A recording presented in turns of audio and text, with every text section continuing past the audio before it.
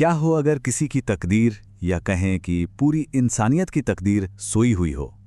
ब्रह्मा कुमारी आंदोलन के एक आध्यात्मिक प्रवचन में यही बात कही गई है। तो चलिए आज इसी विचार के मूल तर्कों को थोड़ा और गहराई से समझते हैं कि ये सोई हुई तकदीर आखिर है क्या और इसे जगाने का रास्ता क्या बताया गया है। ये एक लाइन असल में इस पूरे प्रवचन का दिल है। तुम बाप के पास आए हो अपनी सोई हुई तकदीर जगाने। यह सिर्फ एक वाक्य नहीं है, बल्कि एक सफर की शुरुआत है, एक गहरी नींद जैसी हालत से जागृति की ओर। पूरा का पूरा दर्शन इसी एक विचार के चारों ओर घूमता है। तो शुरुआत करते हैं सवाल से कि आखिर समस्या है क्या। प्रवचन के मुताबिक इंसानियत की जो मौजूदा हालत है वो एक सोई हुई दुनिया जैसी है। देखिए, इस पूरी सोच की जो बुनियाद है ना, वो दो युगों के इस गहरे अंतर पर टिकी है। एक तरफ है सतयुग यानी स्वर्ण युग, जहां आत्माएं गुणी हैं और तकदीर पूरी तरह जगी हुई है, और दूसरी तरफ आज का कलयुग, जहां तकदीर सो चुकी है। तो ये सिर्फ एक हिस्टोरिकल कंपैरिजन नहीं है, बल्कि आत्मा की मौजूदा हालत का एक तरह का डायग्नोसिस है। इस कलयुग की तस्वीर को और साफ करने के लिए इसे कांटों का जंगल कहा गया है। सोचिए, एक ऐसी जगह जहां हर कोई एक दूसरे को चुभता है, दुख देता है। और ऐसा क्यों है? क्योंकि इस युग में बुद्धि पत्थर बुद्धि हो गई है, यानी भारी, जड़, जो सच और झूठ का फर्क नहीं कर पाती। अच्छा, तो अगर दुनिया और उसकी तकदीर दोनों ही सोई हुई हैं, तो सवाल ये उठता है कि उसे जगाएगा कौन? और यहीं से बात आती है समाधान के स्रोत की, जिसे कहा गया है पिता का ज्ञान। यही वो बुनियादी सवाल है जो ये प्रवचन उठाता है कि आखिर वो कौन है जिसके पास इतनी ताकत हो कि इस गहरी नींद से दुनिया को जगा सके। और यही सवाल पिता के परिचय के लिए मंच तैयार करता है। और इसका जवाब इस प्रवचन के मुताबिक है पिता, या जिसे बाप भी कहा गया है, यानी परमात्मा शिव।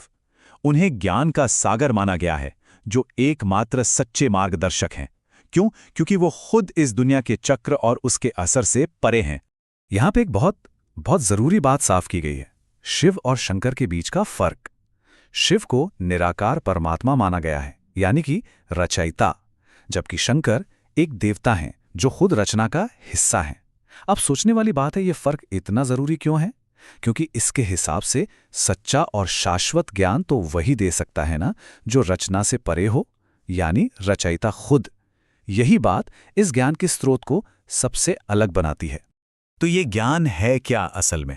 देखिए, ये कोई किताबी जानकारी या इन्फॉर्मेशन नहीं है। इसे बुद्धि के लिए भोजन कहा गया है, मतलब एक तरह की खुराक।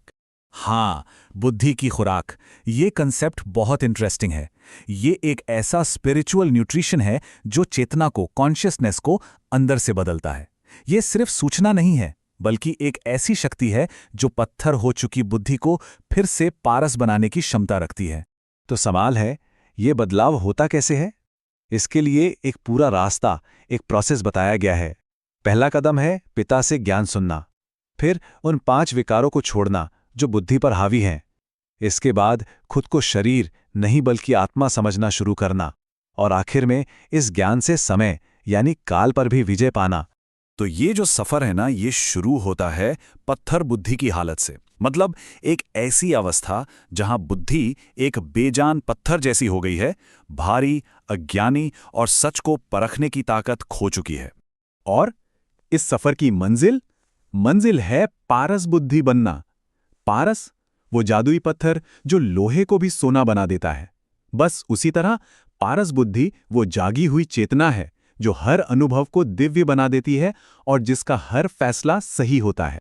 और जब ये पूरी प्रक्रिया होती है, ये पूरा ट्रांसफॉर्मेशन होता है, तभी जाकर वो पहली बात सच होती है, यानी अपनी सोई हुई तकदीर को जगाना। तो इस रास्ते पर चलने का अंजाम क्या है? इसका रिजल्ट क्या है? जगी हुई तकदीर के साथ इसके मुताबिक दुनिया का मालिक बनना, समय के चक्र यानी महाकाल पर जीत हासिल करना, और सारे दुखों का हमेशा के लिए खत्म हो जाना। असल में ये स्वर्ण युग की उस दिव्य स्थिति में वापसी है जहां से ये गिरावट शुरू हुई थी।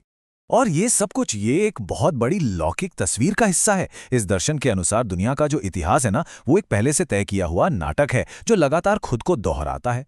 हर आत्मा का इसमें एक तय किरदार है। इसका एक मतलब ये भी निकलता है कि कुछ भी अचानक नहीं होता, हर चीज एक बड़े क्रम का हिस्सा है। तो आखिर में ये पूरा विश्लेषण हमें एक बहुत गहरे सवाल पर लाकर छोड़ देता है कि अगर दुनिया का इतिहास सच में एक ऐसा नाटक है जो बार बार दोहराया जाता है, जिसे बदला नहीं जा सकता, तो फिर उसमें अपने किरदार को, अपने पाठ को जानने का असली मतलब क्या है?